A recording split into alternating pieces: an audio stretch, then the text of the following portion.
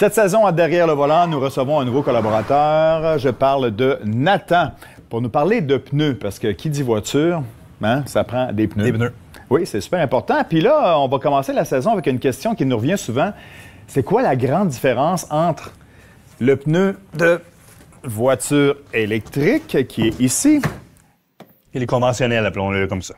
pneus voiture conventionnelle? Bon, première chose à constater, c'est pas mal pareil. Ouais. C'est deux pneus noirs, Noir, caoutchouc, oui, qui ont l'air à bien fonctionner, mais c'est quoi l'affaire? Il n'y a aucune différence visuellement, effectivement, Fred, comme tu peux remarquer.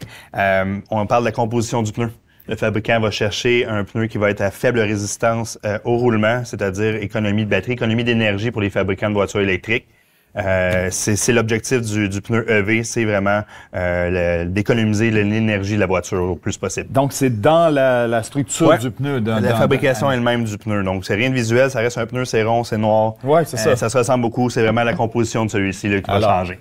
Pourquoi on nous parle d'une différence pour les voitures électriques? Bien, une voiture électrique, ça prend ce pneu-là et non pas ça. Comme je disais, l'économie d'énergie pour la batterie, mais aussi le poids du véhicule. On parle de véhicule électrique, véhicule beaucoup plus pesant avec les batteries. C'est ça qui fait la différence. Que la voiture conventionnelle. C'est des pneus qu'on va remplacer quand même plus rapidement sur une voiture électrique, même lorsqu'on utilise le bon pneu.